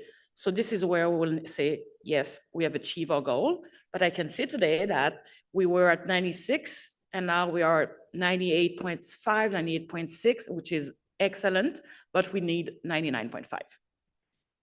Well, we are still getting to the point where, you know, I can look at a bus route downtown and there won't be another number 11 coming for, 35 minutes at rush hour, which is ridiculous. And I'm wondering, have you looked at other options for improving the routes so that buses have more priority for example, in intersections where buses simply aren't able to make the intersection and have to wait for 2 or 3 minutes because of not having priority over car traffic in that area? Thank you. For sure, we wish to have more dedicated lanes. For sure, that would be helpful. But we're doing the maximum to try to face with the traffic. And I said we need more bus drivers. We need reliable buses. We need to put in place this New Ways to Bus. This combination, we will need to deal with the traffic. So we have put more time on our running time. So bus drivers will have more time to run, to stay on the schedule. But this is an ongoing process, and we always open to see what we can do better to improve the service, but it's a challenge to deal with the traffic, definitely. Thank you. Just a reminder, we're here today to discuss today's presentation. We do have time for a couple more questions. So we'll go back to CBC Ottawa, Arthur White-Crummy. One thing I found sort of interesting in the trial running process was the 7 days that are going to be used, I think, for failure scenarios. I was hoping that you could take me through some of those. What are some of the examples of potential, situations, catastrophes that you're going to be testing for during that process? Troy Charter's going to be leading that activity on behalf of his team, so maybe I'll let him have some quick input. That's great. Thank you very much, Michael. Thank you very much for the question. Sorry, excuse me. Dealing with a little bit of a throat issue here still.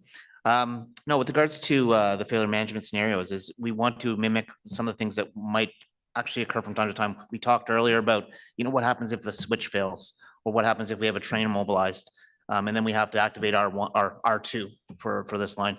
We want to mimic those situations, get our staff to have practice in what to do and how to respond. Who do we need to interact with? Do we need fire services for evacuations? Those types of things. So there's a number of scenarios. We want to practice them. We want to do drills. We want to, that'll help us as well determine how long it'll take to get buses there, how long it'll take to get the service going.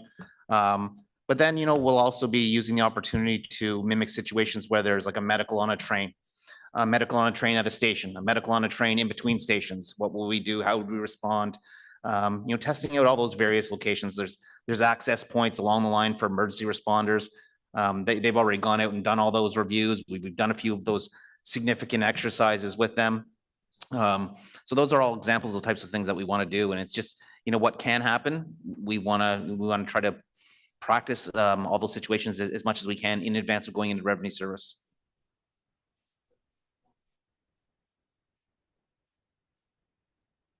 We've done a few scenarios. Obviously, I mean, we've linked up with our emergency services partners. You may recall I believe it was in one of Michael Morgan's updates that we did significant exercise at the airport where we mimicked an event on the train and we did an evacuation ceremony. So we've done a few of those situations. We've got another situation coming up where we will be doing a mock emergency in the Dow's Lake Tunnel. Mimicking how we responded to that, making sure that our staff are all trained on all those things, but activating the tunnel ventilation system, getting the access, how do we get people out, those types of things. So, and then as I said, it's really just we're trying to anticipate what could happen and how we would respond to it. Medicals on trains, medicals on buses, they happen. Those are things that we can practice and drill in advance. Thank you. We'll now go to Elise Skura, CBC Radio. Yeah, I just wanted to ask, since we haven't heard from Chair Desroches, obviously this is going to affect your residents a lot, this kind of uncertainty, I guess, with when the launch date is. How challenging is that to explain to people who are so eager to get on the line? Yeah, thanks for your question. No, we've been waiting decades for this service to come online. And we have a situation where we are the only part of the city that doesn't have a dedicated rapid transit system. So on the one hand, this is an exciting opportunity. It's going to open up a lot of ridership opportunities. Everyone is excited. They see the trains running, and I think that generates a lot of interest. But I know the residents want us to get the system up and running in such manner that it's reliable and that it's safe, and we don't go through the same experience that we did in the first phase of the project. So as you've heard, there's a long list of things that need to come together. I think people understand the complexity of this project. There's certainly frustration, but we need to get it right from day one. And that needs to continue leading up to the winter time to make sure that we're winter ready as well. So again, we've been waiting many years for this project to come together. And it's going to help the people who live here now, and it's going to help the people who are going to eventually move here and be part of the smart growth that we're planning. So I appreciate everyone's patience and looking forward to seeing some solid progress and making sure that everything comes together so that we can bring some transit relief and transportation relief in the south end. We don't have an extensive, we don't have a Queensway in the south of the city. So the road network is very stressed. We have a closure of Bank Street that is happening right now to bring some upgrades there.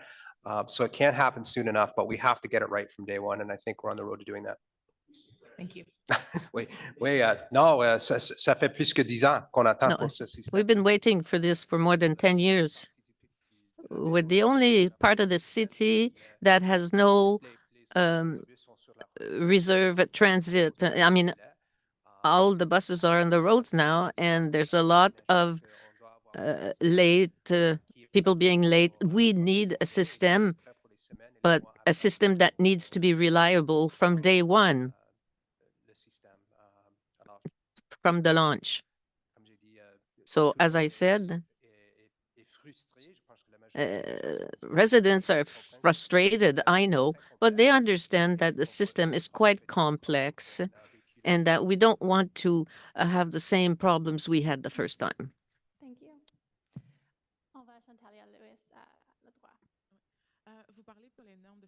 You talked about the liability standard. You want to reach 88%, and that's quite high. But what happens if you don't reach your 98.5%? Well, we'll start again. And we'll find the problems, the issues that are preventing us from reaching that level of on-time service. And that has to do with reliability also. So we'll continue until we get it. Merci. We'll go to Natalie Van Roy at CTV Ottawa. Thank you. I have two follow-up questions. The first one is, when specifically will there be a timeline for an opening date for this line? So we, one of the councilors asked, we'll be back on August 29th to give an update on progress, and we'll be in a much better space at that point to understand, kind of to give you maybe a more informed answer to that question. Okay, and follow-up question is, how are you establishing trust with the community following 2 years of delays and no timeline, no deadline for when this line will reopen or open? I think we have been very, very transparent. We have shared a lot of info. We haven't hid anything. So I think trust has been established. And the fact as well that we don't want to rush this to open the system. And the reliability of the service will be, I hope, will be the reset with that trust. I hope. Je pense qu'on a partagé beaucoup d'informations. On a été I think we shared a lot of information. We were very transparent with the LRT subcommittee or the Transit Commission, with the public. We hide nothing, but we don't want to put pressure on us for this reason. I think the confidence is reestablished, but it's the reliability that will confirm it. Thank you. Our last question will be with Patrick Foucault with Radio-Canada. The question was asked in English and was responded over there, but I don't know if it's possible to nous donner en français. To repeat in French, the explanation of what is to be tested in this 7-day period, when you're talking about a catastrophic event. And can you repeat that in French? Well, we'll test as many scenarios as possible. For instance, 2 trains are stopped, and unfortunately, we know that there's only 1 line. Today, with the Confederation line, if there's an issue, you can go on the platform only. We don't have the same possibility everywhere. We want to test that. And Michael said, if we have a reliability problem, we can maybe take a train and push the train, or we can tow the train. But we want to be sure that we can react quickly, because it's one thing to do something, everything's possible, but it's something else to do it in record time so that we can restart the system, the service. So the service is offered on a single line, and that adds complexity to the system. And also, what happens if someone is sick on the train, or if you're on the platform? I mean, how do we react? What do we do to set up the R2 service? Which line will have to be sacrificed to make sure that we can offer the parallel service? So all these scenarios are things that we know how to react, but we want to practice so that we can execute in record time. And then we'll have a debrief to see what we could have done different or better. How could we communicate with the train operator, the control room?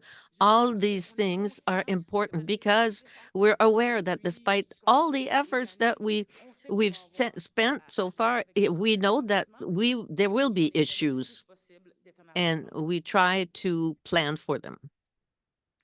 Merci, thank you. This concludes today's media availability. Ceci conclut le point de presse d'aujourd'hui.